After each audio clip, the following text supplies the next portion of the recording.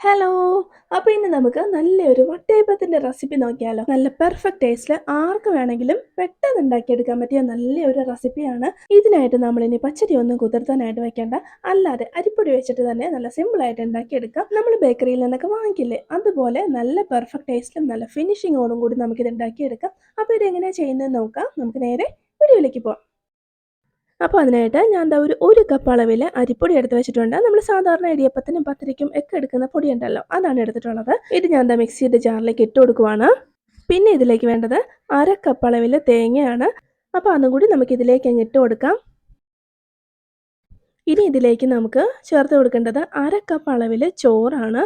അപ്പോൾ ഏത് ചോറാണെങ്കിലും, ഇപ്പോൾ ഇതിന് പകരം നമുക്ക് കുത്തരിയുടെ ചോറൊക്കെ ആണെങ്കിൽ ഉപയോഗിക്കാം. പക്ഷേ നല്ല വൈറ്റ് കളർ കിട്ടണം എന്നുണ്ടെങ്കിൽ ഇതുപോലെ വെള്ള നിറത്തിലുള്ള ചോറ് തന്നെ ചേർത്ത് കൊടുക്കുക.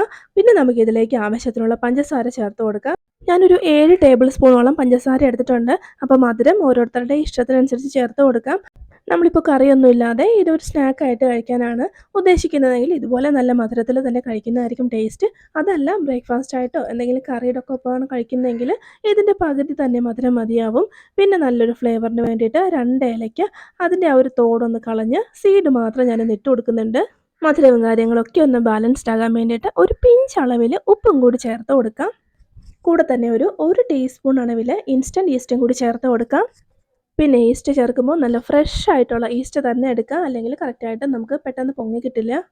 ഇനി ഇതിലേക്ക് 1 കപ്പ് വെള്ളം ചേർത്തിട്ട് എല്ലാം കൂടി നല്ലപോലെ ഒന്ന് മിക്സ് ചെയ്ത് കൊടുക്കാം. ഇതിങ്ങനെ തന്നെ നമ്മൾ അടിക്കാൻ നോക്കിയാൽ കുറച്ച് ബുദ്ധിമുട്ടായിരിക്കും. മിക്സ് ചെയ്തിട്ടുണ്ട്. ഇനി ആവശ്യത്തിന് വെള്ളം കൂടി ഒഴിച്ച് നല്ല ഫൈനായിട്ട് നമുക്കൊന്ന് അരച്ചിട്ടെടുക്കാം.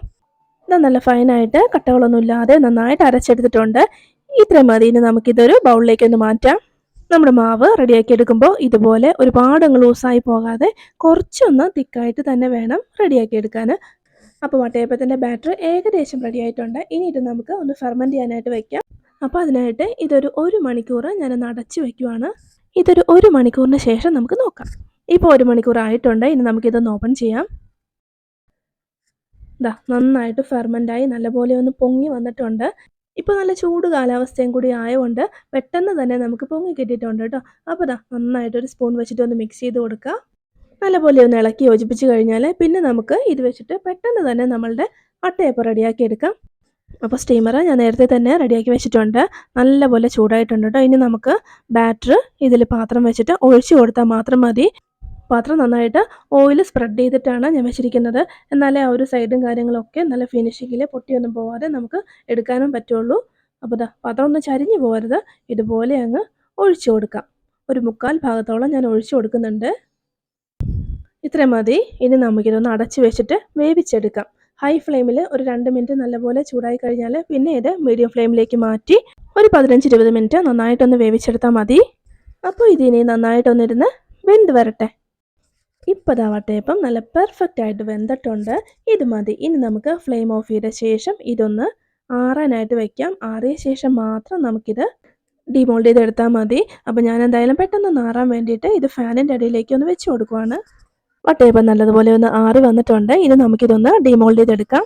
ഒരു കത്തി വെച്ചിട്ട് മറ്റോ ആ സൈഡ് ഒന്ന് ഇളക്കി കൊടുക്കാം. അതിനുശേഷം പുറത്തേക്ക് എടുക്കാം.